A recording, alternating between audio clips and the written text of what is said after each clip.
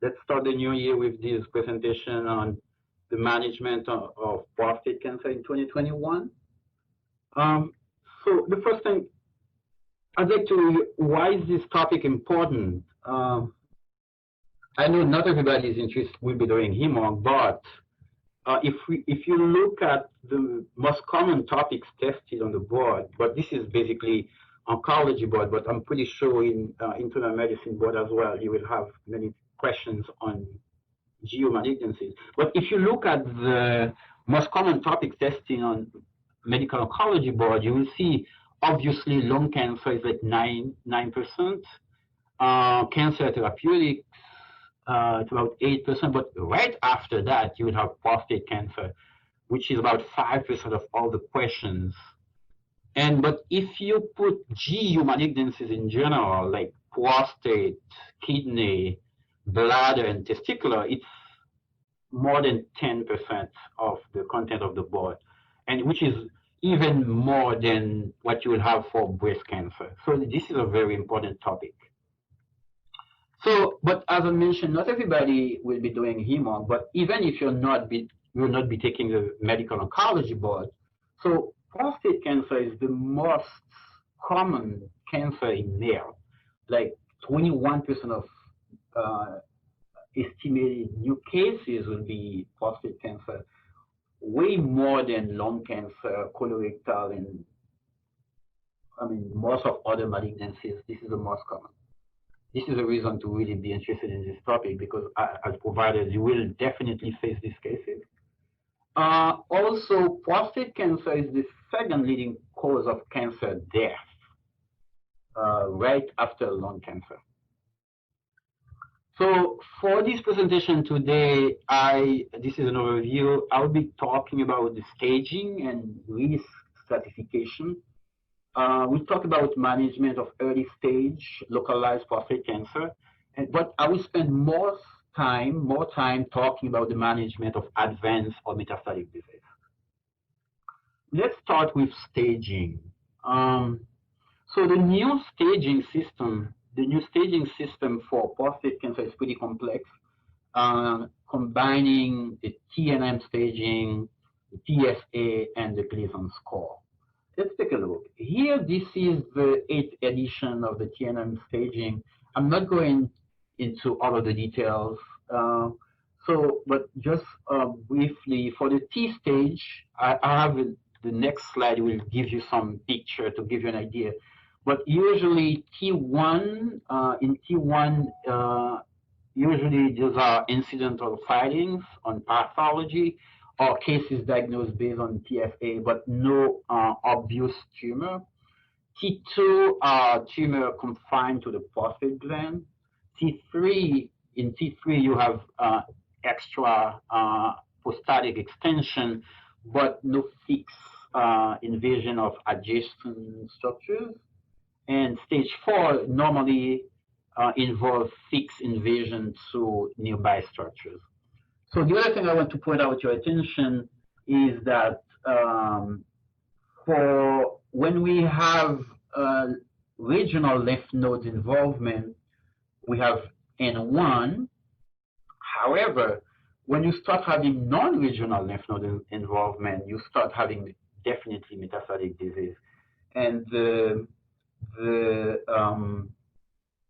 landmark for non-regional is like the aortic bifurcation.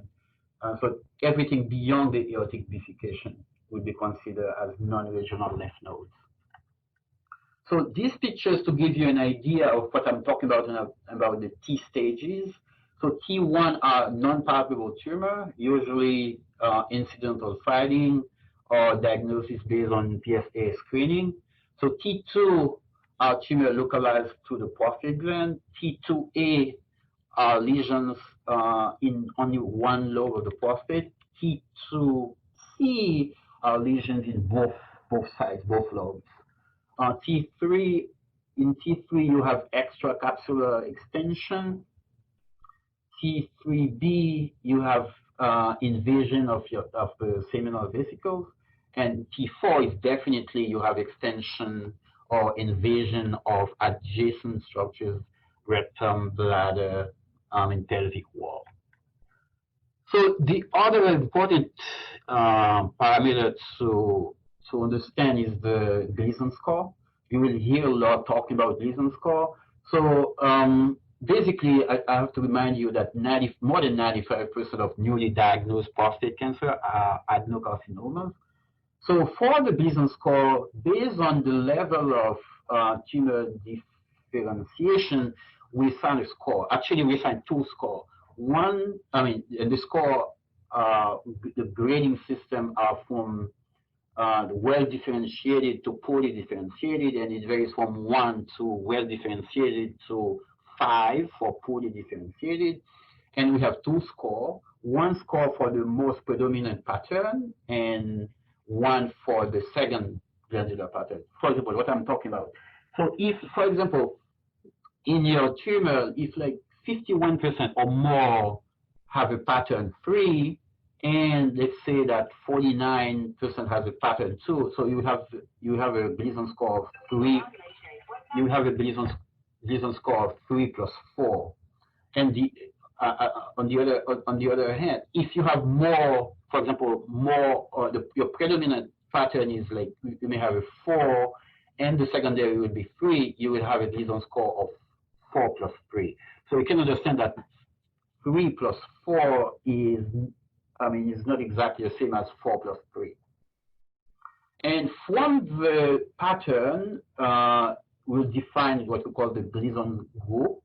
And the group will be graded from 1 to 5. 1 will be someone with a Gleason score of 3 plus 3 or lower than that. A group 2 will be a Gleason score of 3 plus 4. Group 3 will be a Gleason score of 4 plus 3, and you have group 4 or 5. So the higher the group, the more aggressive disease you will have, and the higher the risk of having a local recurrence of disease. So I have also to point out that we use this basically for the primary tumor, but we do not basically use the Gleason score. We do not pay that much attention after treatment with either hormonal therapy, radiation, or other form of treatment, and we do not pay that much attention either after metastatic disease. So based on the combination of TNM, PSA, and Gleason score, you have the final staging. I'm not going to go, into details, but I have, from time to time, I have to go back to this picture to figure out the exact grouping. But what I want to point out here is that if you have a PSA of less than 10, it's considered low grade. So a PSA between 10 and 20 is considered intermediate grade, and more than 20 is considered high grade. And this is even independently of the TNM staging. And the same thing for Gleason score. A Gleason score of 6 is considered low grade, 7 intermediate, but when you get a Gleason score of 8 or more, like 8, 9, 10, is considered high grade. And based on that, we have risk categories. We have basically 3. We talk about low grade, low risk, intermediate, and high risk. Low risk is someone with like a T stage, like T1 up to T2A. As I mentioned, a PSA of less than 10 and a Gleason score of less than 6. Intermediate, it's like when you have like a T stage of T2B, a PSA of 10 to 20, and a Gleason score of 7. And when you get to higher, like with your PSA more than 20, a Gleason score of more than 8, and at this time you have like high grade disease. And why is this important? Because the treatment, as we're gonna see later on, is based basically on your risk level, and we will see the different treatment modalities. So what are the indications for imaging staging? So basically, you will order a bone scan and a CT scan, chest, abdomen, and pelvis for patients with intermediate and high-risk disease. And usually, we'll do an MRI, particularly for patients with active surveillance. And also, it's more sensitive as well to detect early progression. Let's talk now about the management of localized prostate cancer. Let me summarize before we go into more details. There are three main approaches for localized prostate cancer. Active surveillance for patients with um, low risk disease, and local therapy with surgery or radiation therapy for patients with intermediate and high risk disease. There are different surgical modalities, and I mean, either open radical prostatectomy, or you can do laparoscopic assisted or robotic techniques. And for radiation as well, there are different radiation techniques that we not necessarily go into to discuss today.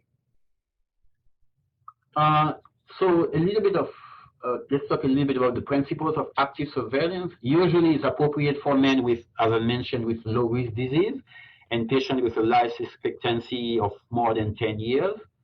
Um, Usually, in this case, you will repeat your PSA every 6 months, and also will perform a digital rectal examination at least once a year. And you will repeat the thing. Will repeat a needle biopsy at least once a year, or for any change of your PSA or any change on the physical examination. And in this case as well, you will have an MRI because it's a more sensitive test, because you do not want to miss the window of opportunity to intervene before you reach the level of metastatic disease. Um, Surgical approaches for prostate cancer. As I mentioned before, there are different treatment, different techniques. We're not going to discuss them in great details, but there are more sophisticated techniques, nerve sparing, prostatectomy. We have prostatectomy with adjuvant radiation, particularly for patients with high-risk feature and pathology. And we will also do prostatectomy with neoadjuvant hormonal therapy and cryoablation. And the main indications are for patients with localized disease, and also for salvage therapy after locally recurrent disease. A few words about the side effects of radical prostatectomy. Roughly 50% of potent male pre-op will recover some level of erection, and it may take up to 2 years actually to come to to recover erection, meaning that like 50% will not. Also, other side effects, you will have, about 5% of patients will have long-term urinary incontinence, and also other, based on surgical techniques, you may have rectal damage, death, infection, and blood loss. Radiation therapy, there are different procedures as well for radiation, either the standard pelvic radiation or stereotactic body radiation or brachytherapy with seed implantation, and sometimes we have combined modalities. Once again, radiation therapy are for localized disease, or also for salvage therapy for locally recurrent disease after surgery. And basically, I can tell you that radiation and surgery have almost similar efficacy for localized prostate cancer. So some of the side effects of radiation, diarrhea, proctitis, sigmoiditis, some blood-streak diarrhea, cystitis. A lot of patients may be having urinary urgencies, dysuria, and also impotence is a risk as well with radiation therapy. Sometimes it may take longer to develop, but yes, significant percentage of patients will have also impotence. So when we talk about prostatectomy or active surveillance, this is a study to compare surgery versus active surveillance in early prostate cancer. As you can see in this study it's enrolled close to 700 patients from 1989 to 99. In this cohort, you can see there is a survival benefit of radical prostatectomy for men less than 65 years, but there was no statistically significant difference for male over the age of 65. This is a New England Journal of Medicine paper comparing active surveillance surgery and radiation therapy for localized prostate cancer. In this study, most patients had low-risk disease, 76% has stage T1C, and like more than three-quarters had a Gleason score of 6. And in this study, we had a median follow-up of about 10 years. And as you can see, there was no statistically significant difference for prostate cancer specific survival between the three cohorts, with a p-value of 0.48. And there was no difference either for all-cause modality between surveillance surgery and radiation therapy. However, you can see here that patient we had active surveillance was at a higher risk of having clinical progression, but no difference, no survival difference. And you can see as well, there's no difference between surgery and radiation therapy. So, low-risk prostate cancer, active surveillance is the recommended strategy, and active treatment with surgery or radiation therapy result in equivalent rates of cure. For intermediate risk disease, active surveillance, active treatment is recommended for most patients with intermediate risk disease, and we saw intermediate risk are patients with a Gleason score of 7. I mean, either 3 + 4 or 4 + 3. And we talked about either radical prostatectomy or radiation. And in this case of intermediate risk disease, we also do a short course of hormonal therapy, like 4 to 6 months of hormonal therapy. And for a very select group of patients with what we call the favorable intermediate risk, those are patients with a Gleason score of 3 + 4 and not having high-risk features, you can, in some cases, recommend active surveillance. But basically, patients with intermediate risk disease, you will go with active treatment. And this is a paper to compare radiation therapy with and without short-term hormonal therapy. So in this cohort, it was the RTOG 9408. We had almost 2,000 patients.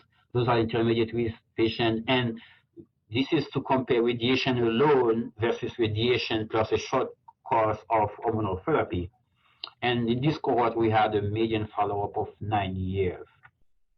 As you can see, there was no statistically significance in overall survival in low-risk patients.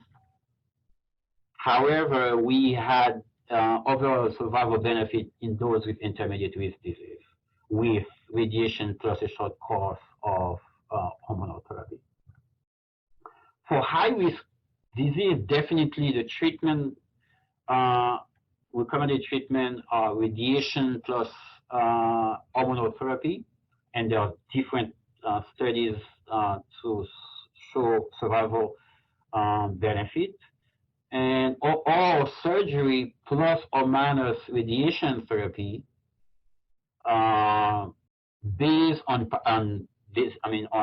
pathological features, and definitely for patients with nodal disease, lymph node involvement, it definitely we add hormonal therapy to surgery. And how long should we treat with hormonal therapy for high risk disease? In this table, you can see that the longer you treat with ADT, the better it is. And if you look at 5-year survival with in different cohorts, for patients who did not receive any hormonal therapy, the 5-year survival was about 62%. Those who received 6 months ADT, the survival was 81%. With 18 months ADT, 5-year survival was 86%, and with 36 months ADT, the 5-year survival was almost 91%. So the longer ADT, the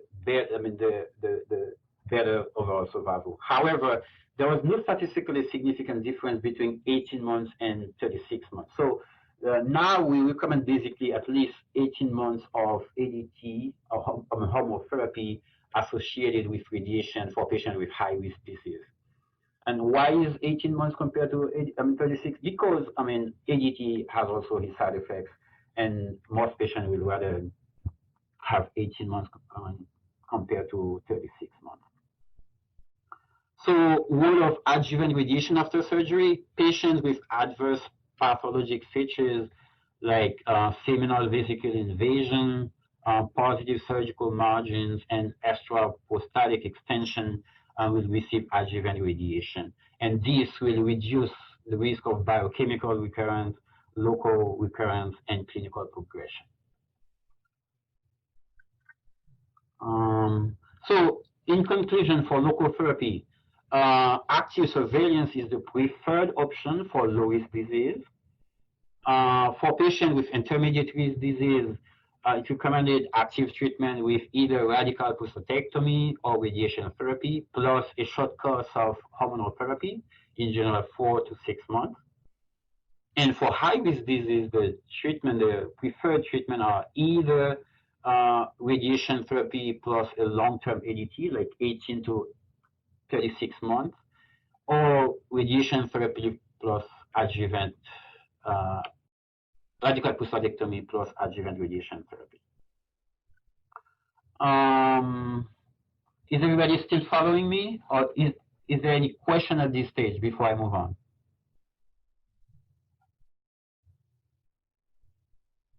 There's nothing in the chat, so wonderful. I think we can keep cruising. Let's keep going. Is everybody listening, hearing me well? Yeah, we can hear you well. Perfect. So let's move on. Let's talk now about the management of advanced or metastatic prostate cancer. So in this case, I will review 4 main points, what we call biochemical recurrence.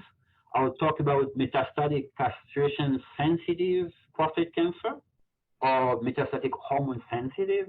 We'll talk about non-metastatic castration-resistant and metastatic castration-resistant. We're going over all of these items. But first, let me go briefly give you an overview of the natural history of progressive prostate cancer.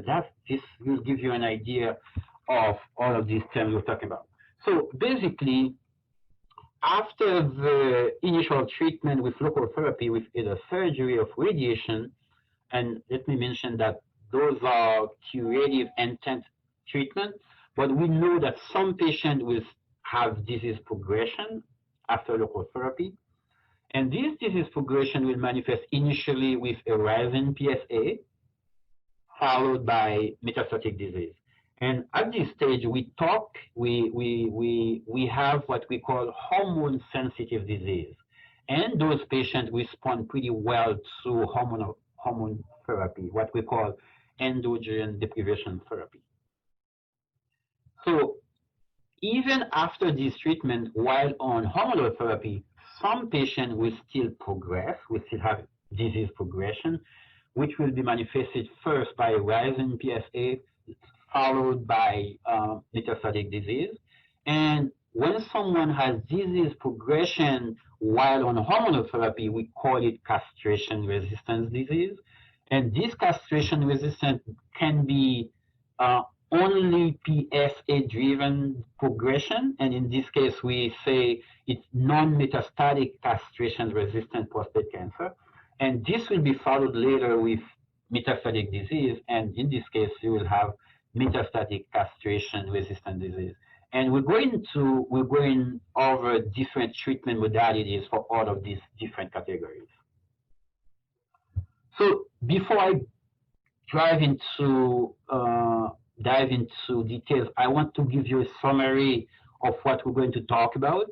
Once again, if you have a newly diagnosed prostate cancer, you will have a 5% chance of having clinical progression. And we talk about the treatment option, which are either active surveillance, surgery, or radiation. If you have someone with biochemical failure, what we call the PSA biochemical recurrence, right? in this case, you have like about 11% chance of having 11% annual progression rate. And the treatment at this stage of biochemical failure is either observation or salvage therapy. We're going to talk about that. When you have someone with newly diagnosed metastatic prostate cancer, you have what we call metastatic hormone-sensitive disease, and there is a 14% risk of annual progression, and there is a whole list of approved treatment for a patient at this stage, and we're going to review these treatment modalities, which is basically hormonal therapy plus chemotherapy with docetaxel or anti-androgen. We're going to talk about these molecules, so abiraterone, enzalutamide, or apalutamide. And we talk about non-metastatic castration-resistant. At this stage, we have a 34% risk of annual progression. And once again, we have a list of treatment approved in this context. We're going to review them. And finally, when we reach to the stage of metastatic castration-resistant disease, this is where we have the highest risk of mortality, with 74% risk of annual progression, and we have a whole list of treatment options that we're going to review. And even with all of these options, we still need more, because this is when we're going to have most of, this is an incurable stage, and we have most of our patients are going to progress, and the higher we're going to die as well from disease progression. So this is to give you an idea of new drugs approved for prostate cancer. I can tell you for the last 2 years, we have at least 3 different drugs approved for prostate cancer. We have apalutamide, darolutamide, and about 2 weeks ago, on December 18th, 2020, we have a new drug like relugolix, which is an oral GnRH antagonist that was just being approved. And also we have new indications for previously available drugs like abiraterone and enzalutamide. We're going to talk about that. So let's go talk a little bit about androgen deprivation therapy.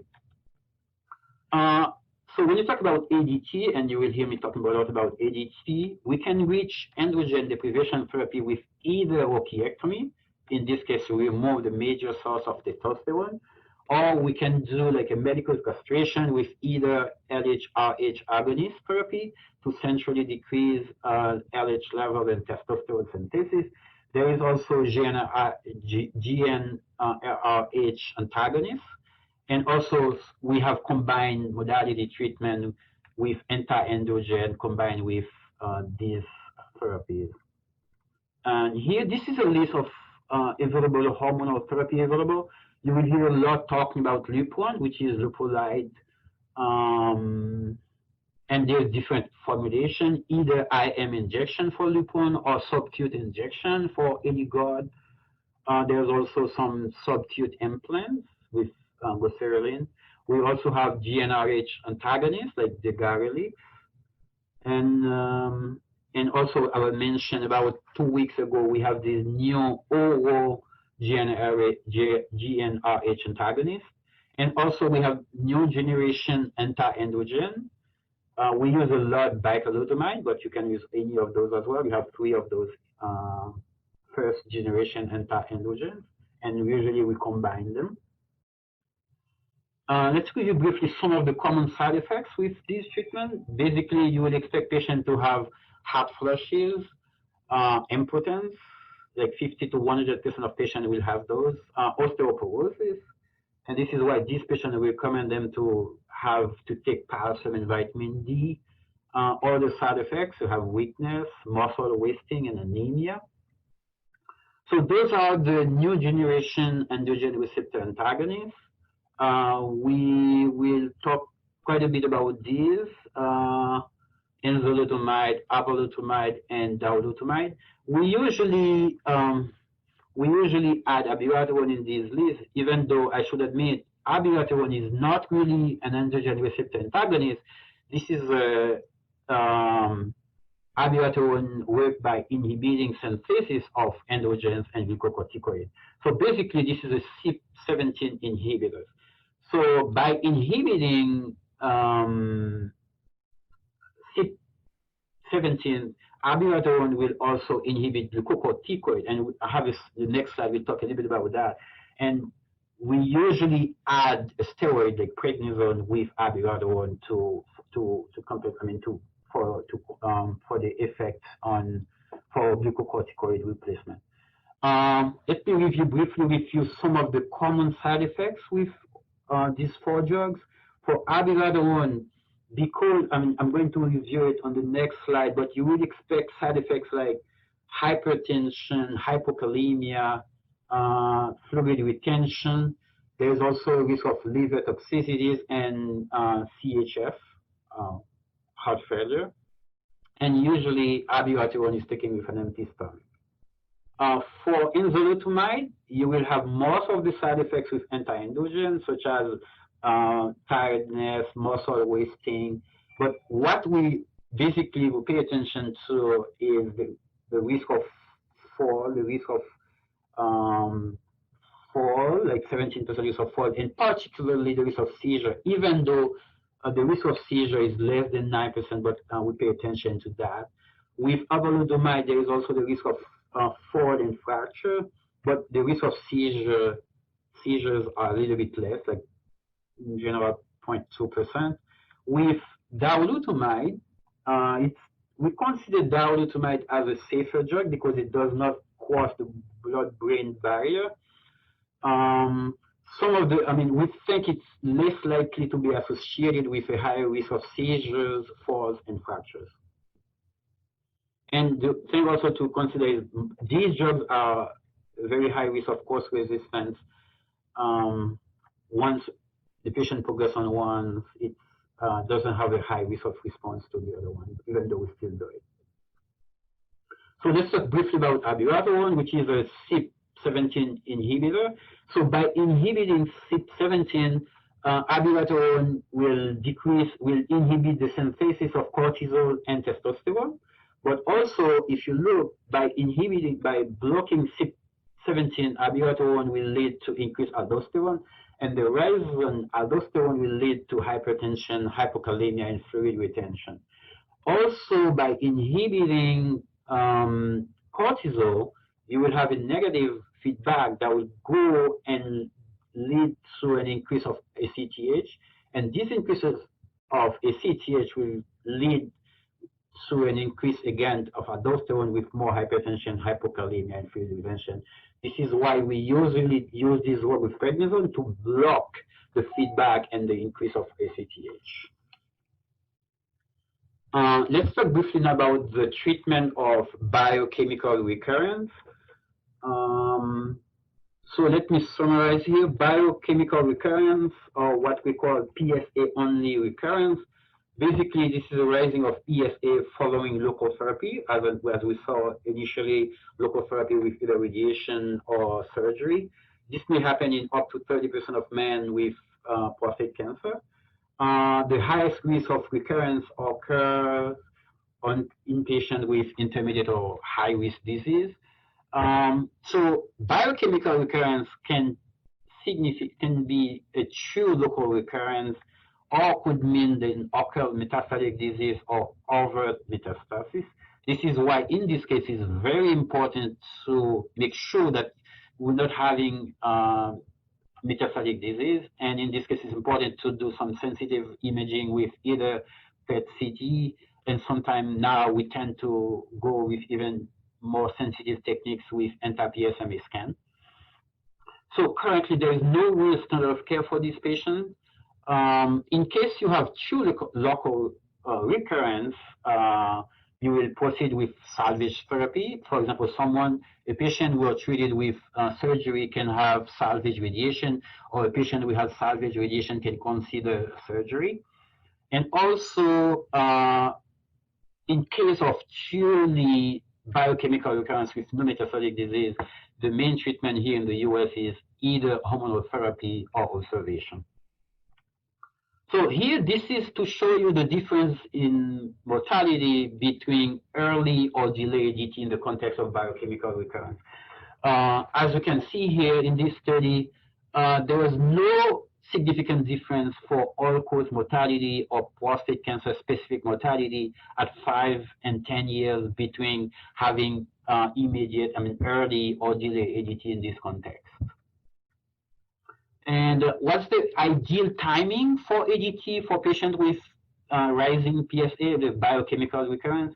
So in this study, there was 293, close to 300 men. 260 of them has only PSA relapse, and 32 of them had non-curable disease. There was a follow-up of 5 years, and they defined immediate ADT as starting ADT within 8 weeks of randomization, and delay ADT was starting ADT within 2 years of randomization. And the primary outcome of this study was overall survival. And as you can see here, in this study, immediate ADT confers really a modest survival benefit. If you look here, the hazard ratio was 0.55, but if you look at the 95% confidence interval, it touches 1, which means, even it's barely statistically significant. So, and this was in the overall population, and when you look here in only those with only PSA relapse, you can see as well there was the same thing. There was no statistically significant difference between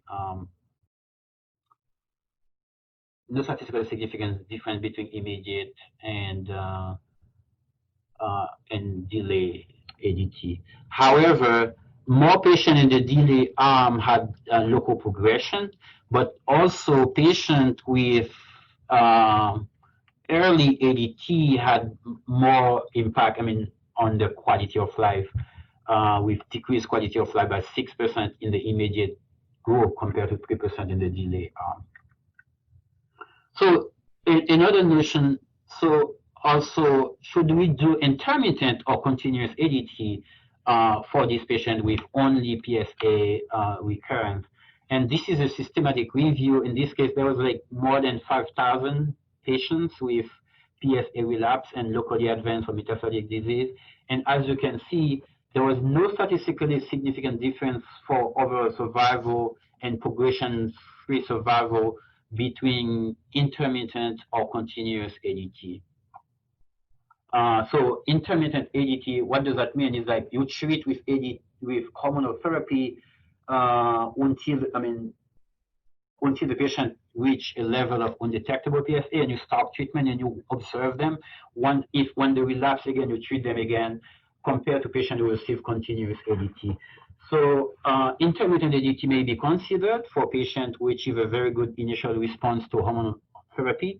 And this strategy of intermittent ADT has a superiority in terms of sexual function, because once patient, when you stop treatment and the testosterone come back to normal, and patient can go back to normal sexual function, and also have an positive impact on physical activity and general well-being, and also there is a positive impact in cost as well. And this is to show you the result of the study. This is for overall survival. There was no difference between intermittent and continuous ADT. For progression survival, there is no significant difference, and there is no significant difference either for prostate cancer specific survival. Let's talk now about the management of metastatic castration-sensitive prostate cancer. In this context, there are at least 4 different treatment options, either chemotherapy with docetaxel or the anti-androgen, abiraterone. We have 3 drugs that are approved in this context: abiraterone, enzalutamide, and apalutamide. I'm going to go over some of the studies for these drugs. Docetaxel, in this context, we have at least 3 trials proving the effect of docetaxel. The first one is the GETUG In this trial, there was about almost 400 patients. There was a 7-year follow-up. And in this study, there was no statistically significant, there was no overall survival improvement, but there was improved progression-free survival. But the main study that we consider is the ECOG 3805, the charted study. And in this study, there was close to 800 patients, 9-year follow-up. There was an increased benefit, but this increased benefit was in this patient with high volume disease, and there was no statistically significant overall survival benefit in those with low volume disease. We're going to review this notion of high and low volume disease. And there was another study, STAMPEDE, that enrolled close to 600 patients with 7 years follow-up. And in this study, patient received ADT plus or minus docetaxel and zoledronic acid. And in this study, there was overall survival benefit with docetaxel, but there was no benefit with zoledronic acid. We're going to go review some of these studies. So the first study showed that there was no overall survival benefit, but there was some progression-free survival. And the charted study, they had a stratification based on extent of metastatic disease, and they defined high and low volume disease. What's the definition for high volume disease? Those are patients with visceral metastasis, meaning mets to the liver, to the lung, or patients who have 4 or more bone lesions, but at least one of those bone lesions involved was beyond the pelvis and the actual skeleton. So these are the definition of high volume disease. And the primary endpoint of this study was overall survival. And in this study, there was almost 800 patients and for a 9-year follow-up. In the charted, there was an overall survival benefit with hormonal ADT plus docetaxel, but particularly in patients with high volume disease, and there was no statistically significant difference in those with low volume disease, as you can see here. And in this study, those are the charted. The STAMPEDE, there was a multi-cohort study. Patient received standard of care plus docetaxel plus zoledronic acid. Those are all patients with metastatic hormone-sensitive prostate cancer. So in this study, there was an improved overall survival and failure-free survival with docetaxel. However, there was no benefit with zoledronic acid. This is why patients with hormone-sensitive disease, we do not give them the bone-sparing agent with either zoledronic acid or denosumab. Those are given particularly in patients with castration-resistant setting. We're going to review that later. So abiraterone for patients with metastatic hormone-sensitive prostate cancer. There are 2 main studies for abiraterone in this context.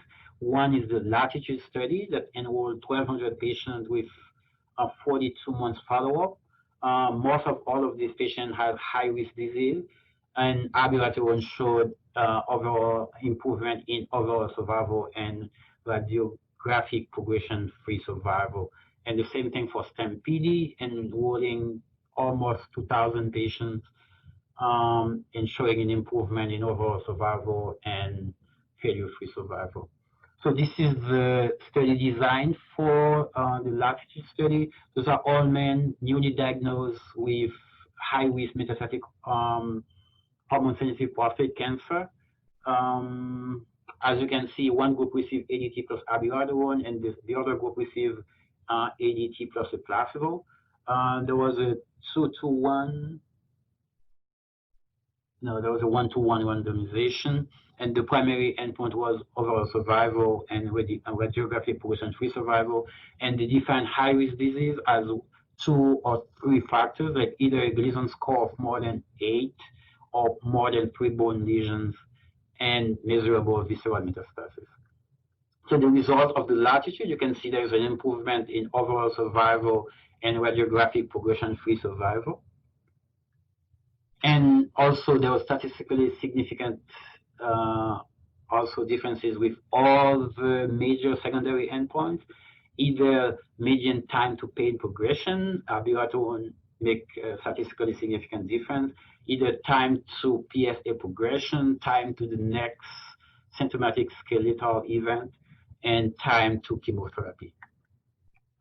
The other study, STAMPEDE, with abiraterone in metastatic hormone-sensitive prostate cancer, there was improvement in overall survival and failure-free survival. So there are also two other drugs approved in this context, enzalutamide and apalutamide. And this is an overview of the study. The study on apalutamide was a TITAN study, and also there's two studies on enzalutamide, one in ENZAMET, and the other one is ARCHES. And all of these studies prove there is a overall survival benefit with a p-value statistically significant. This p-value was not, I mean, at the time of this study, the p-value was not statistically significant for ARCHES because they didn't reach maturity.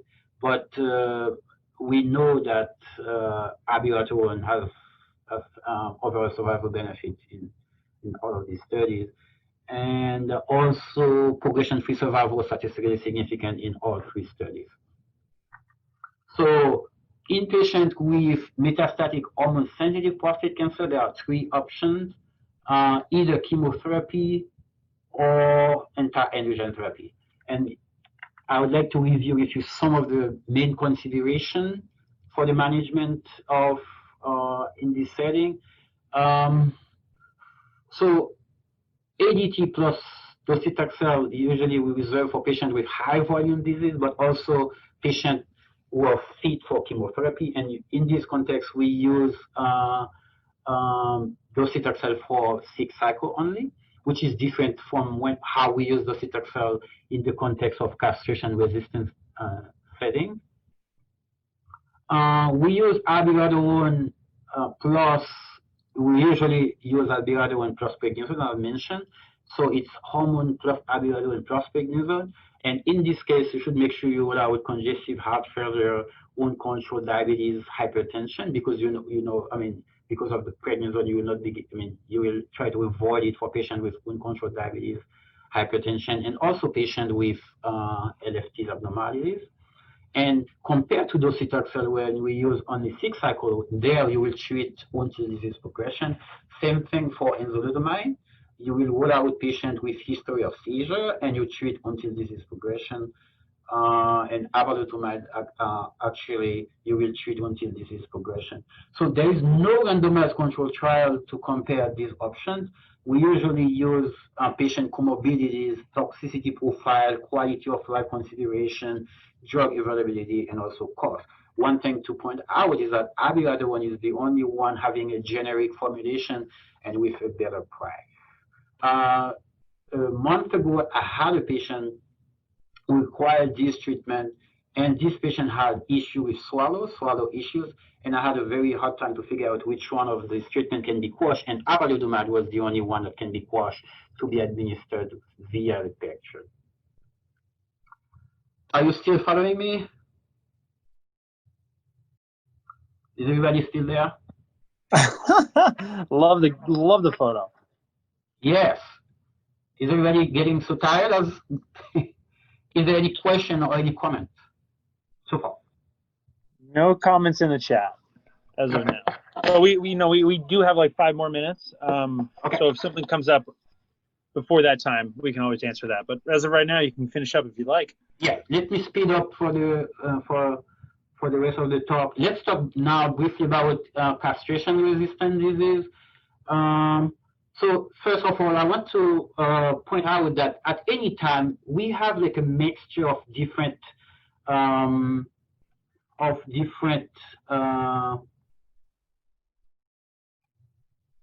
of prostate cancer cells. Even in this patient with hormone-sensitive disease, we have at least 2 different clone of disease. We have androgen-dependent cells. We have androgen hypersensitive cells. But we always have a small clone of androgen independent cells.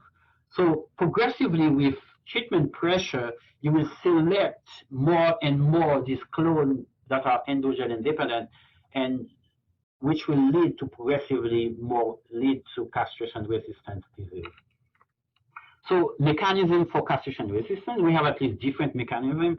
Briefly, some of these mechanisms is like amplification. You may have amplification of the androgen receptors, or you may have mutation of the androgen receptors, or you may have sometimes alternative pathway bypassing androgen receptors.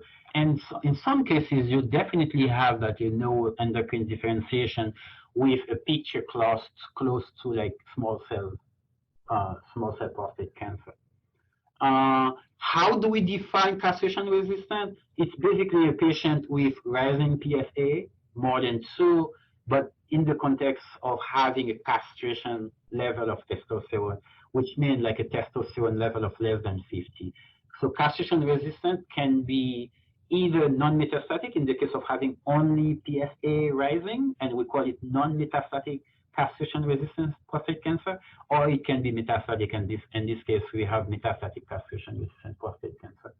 The treatment option for non-metastatic disease, we have 3 drugs that are approved. 2 of them approved 2 years ago in 2018, and 1 approved only last year. We're going briefly. I'm not going to spend too much time on the clinical trial. Apalutamide is 1 drug that is being approved in this context, and the eligibility criteria for this is for patients with non-metastatic disease, meaning patient with they accept only patients with local regional lymph nodes, no more than 2 centimeters below the iliac bifurcation. And the other important parameter is like for patients with high PSA kinetic, meaning patient with a PSA doubling time of less than 12 months. And in this study, there was a 2-to-1 randomization with apalutamide plus ADT versus ADT plus placebo. And in this case, as you can see, and the primary endpoint was metastatic free survival, and there was a 72% risk reduction of distant progression for patients in this context. Secondary endpoint, there was no statistically significant overall survival benefit with a p-value, but it was close. I mean, the p-value of 0.07. Time to PSA progression, there was a hazard ratio of 0.06, meaning that there was a 94% risk reduction of PSA progression. And some of the major side effects with apalutamide was like rash, like fall, as I mentioned, fall and fracture. The other drug is enzalutamide. In this context, exactly the key eligibility criteria are patients with non-metastatic disease, meaning patients with non-metastatic disease and no non-regional lymph node involvement, and also patients with a PSA doubling time or less than 10 months. The primary endpoint in this study as well was metastatic progression-free survival. And you can see here, enzalutamide has statistically significant benefit for metastatic progression-free survival with a hazard ratio of 0.27, meaning like 69% reduction in MFF, metastatic progression-free survival. There was also a significant impact in time to PSA progression with a hazard ratio of 0.07, meaning like 93% decreased risk of PSA progression. Once again, the overall survival was not met. The same thing for darolutamide, which is the 3rd drug approved in this context, and the same population. Those are patients with non-metastatic castration resistant and patients with a high PSA doubling time. And once again, you can see there's a 59% reduction in radiographic progression-free survival, progression, and death in this. Let me talk about management of metastatic castration-resistant prostate cancer. And there we have many different treatment options. I'm going to go over them very briefly. I know we're running out of time. We can use either chemotherapy, and the main drug that we use are docetaxel and cabazitaxel.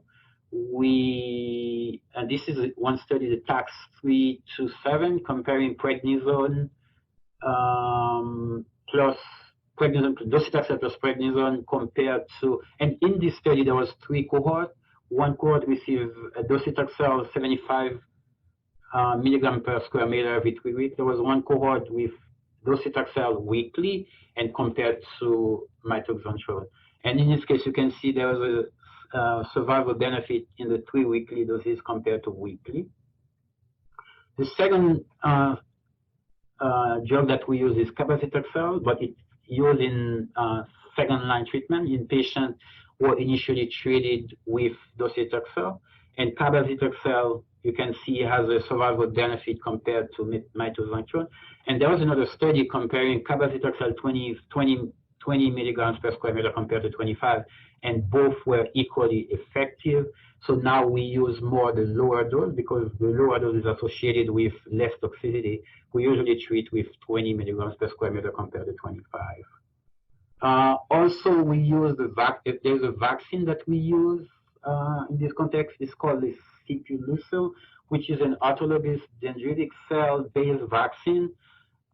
Usually the way it works, the first day we do leukapheresis, and day 2 and 3 we manufacture the vaccine, and it administers the patient on day 3 and 4. And as you can see, this vaccine has an improvement in overall survival, but this is basically in patients with asymptomatic disease or really poor, asymptomatic or poorly symptomatic disease, not in highly metastatic disease.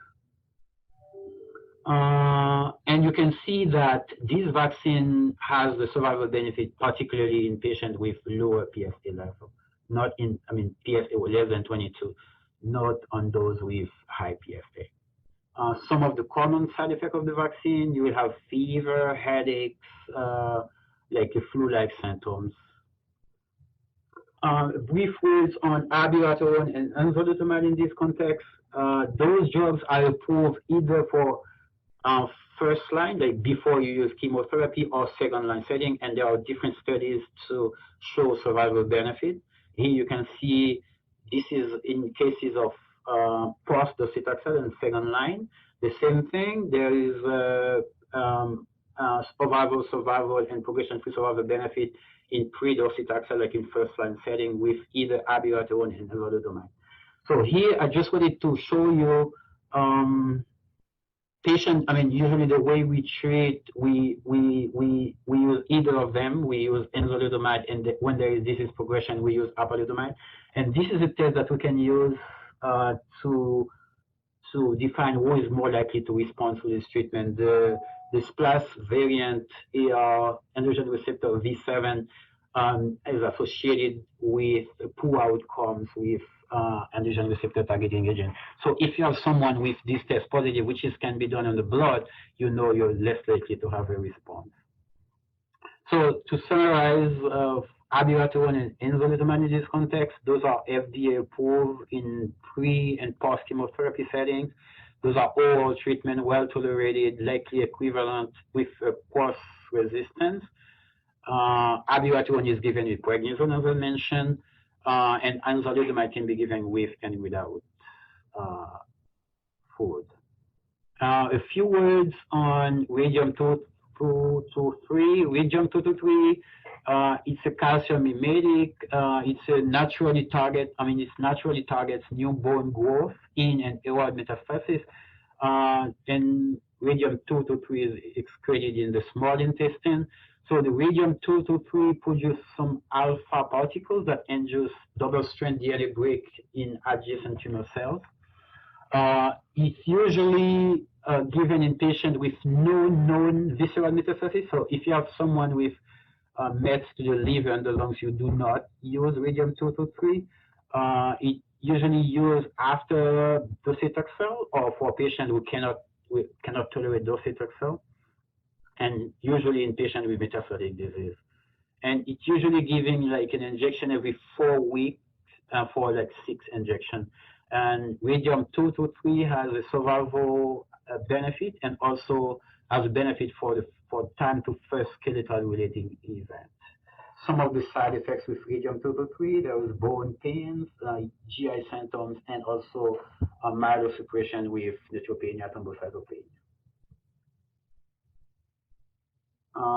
Once again, radium is indicated for patients with bone-only metastatic disease and no bulky lymphadenopathy.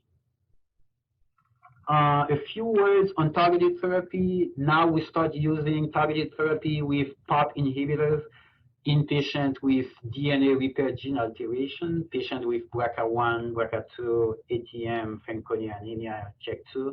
And the drug we use olaparib, which overall response rate of like about 88%. Olaparib was granted a breakthrough therapy designation by the FDA. And also, we have not been successful with immune checkpoint inhibitors, but pembrolizumab was approved for patients with mismatch, microsatellite instability, or deficient mismatch repair. So to summarize the principles of treatment for metastatic castration-resistant prostate cancer, we use this vaccine Sipuleucel for patients with asymptomatic or minimally symptomatic disease. We use docetaxel in high volume visceral metastasis, patients with symptomatic disease, but patients that are fit for chemotherapy. We use radium-223 for bone-only disease. And we also use bone-targeted agents, as I mentioned before, like zoledronic acid or denosumab in patients with bone disease in the castrate-resistant setting, but not in hormone-sensitive settings. And we use enzalutamide and abiraterone. Those are probably equivalent, but there is a cross-resistance, and you can consider the test, the AR-V7 in this setting.